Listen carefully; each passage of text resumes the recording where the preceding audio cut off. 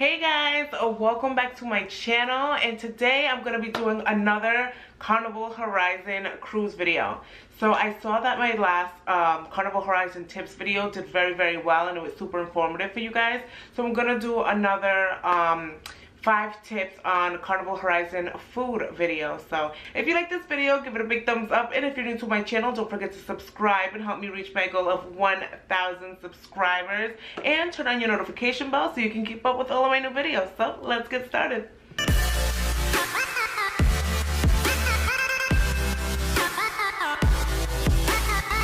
So tip number 1 is don't worry about food when you're onboarding. I went on this cruise about 5 or 6 months ago, so I can't remember what time we onboarded, but I want to say from anywhere between 10 a.m.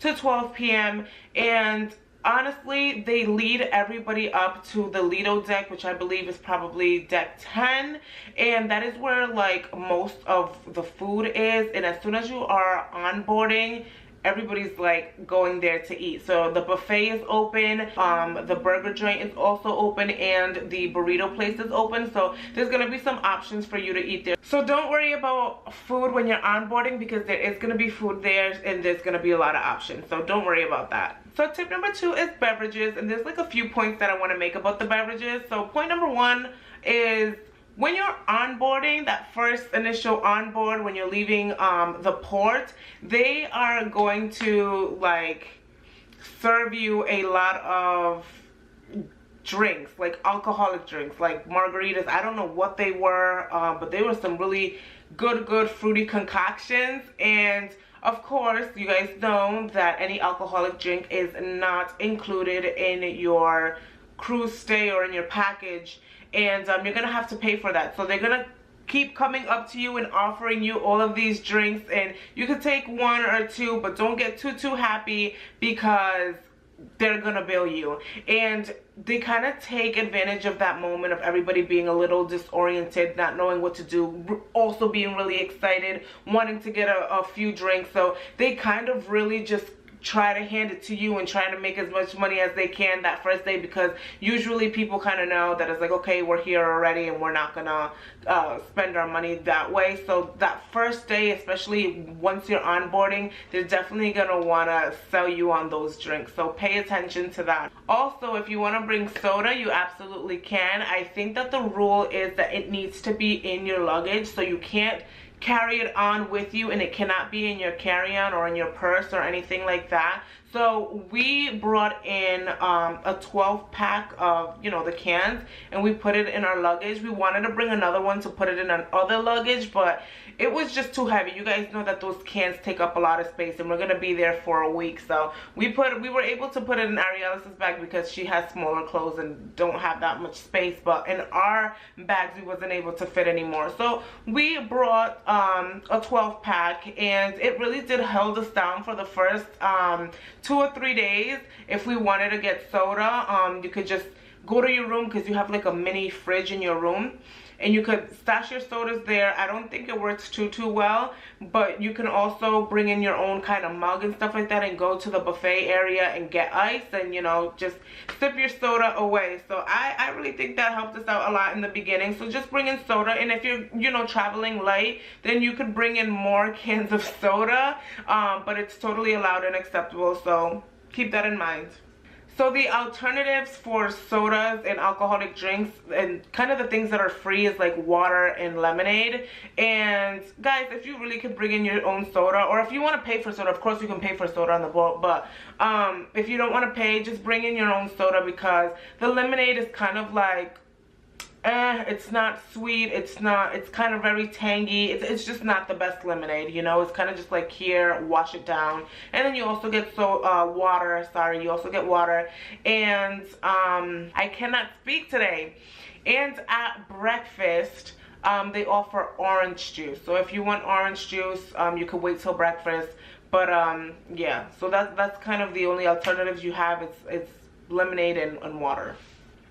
Alright guys, so tip number 3 is early reservations. So if you guys are interested in going to the other restaurants where you have to pay cash, and there are a few, make sure that you make reservations, just because other people on the boat, they kind of just want to experience everything on the boat, so they are going to make their reservations. So by day 1 or day 2, if you know what day you're going to go and go to these restaurants, just call and make a reservation and get that out of the way, because by the end of the week or by the middle of the week, it may be all like full. That happened to us for Ariel's birthday. I didn't think that it was gonna be sold out, just because, you know, maybe people just want the free food that's on here, but no, people want to go and experience everything on the boat. And I called the day of her birthday to 555 Fahrenheit, and it was all booked. It was totally booked, and there was really not much we can do. And they kind of said, we'll call you back if there's any openings, and that's exactly what happened. There was an opening for 8:30. I was happy because at least there was an opening, but it wasn't the time we wanted, because Ariel's is 3 years old and 8:30 is her bedtime. So she stayed up for it. She was actually really pleasant about it, and the dinner there is actually very long. It's not, they take a long time, and they kind of want you to be in that environment. So mind you, we left around 10 o'clock, so it was from 8:30 to 10 o'clock. We was definitely there over an hour, so keep that in mind. So make early reservations if you want to eat at a different restaurant where you need to pay. Tip number 4 is take advantage of the dining room. So I know that a lot of people want to experience the boat and they want to go to all these different dining areas, but for my personal experience, I think that the restaurants weren't you know, super good. If anything, I really liked the dining room. The dining room is free, and I really liked their food. Their food was very flavorful. It was really good. I don't know, I just didn't think that the other restaurants were worth the money. It was something different. I like the ambiance. If you just want to go somewhere different, then I guess you can pay. But for the actual food experience, I just thought it was pretty average, very average. So you keep that in mind, that you don't have to spend your money. But of course, if you want to try everything on the boat, you absolutely can. But don't forget about the dining room, because they have really good food. I know a lot of people don't want to wait, and they just kind of go to the buffet and go to these other places where you have reservations. But don't forget about the dining room, because it's actually really good. So tip number 5 is try all of the desserts. They actually have a lot of desserts, and they keep most of them in the buffet area. I think it's around lunchtime. They always have a good amount of cakes and pies and pastries and a lot of different things. So if you are, you know, so if you have a sweet tooth, this is probably going to be a really good thing.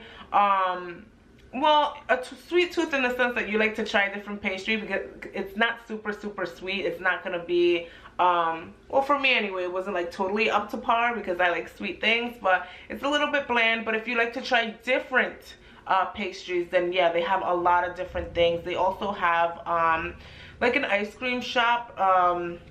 I think it's in like deck 5. We went there for Ariel's birthday, and it was really fun. The ice cream was okay. I feel like the food is just kind of okay on the ship. Anything that you have to pay for, I feel, is okay.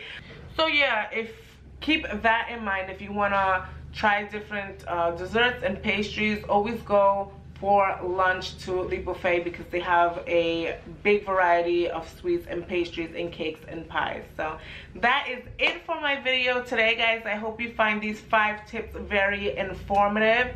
I'm gonna be doing more tips videos, just because I think you guys really appreciate them and you get a lot out of them. So I will be going on a trip in May. We'll be going to Mexico, so hopefully I'll be doing a lot of travel tips for that trip as well. So if you like this video, give it a big thumbs up, and if you're new to my channel, don't forget to subscribe, and I'll see you next time, guys, with a new video. Bye.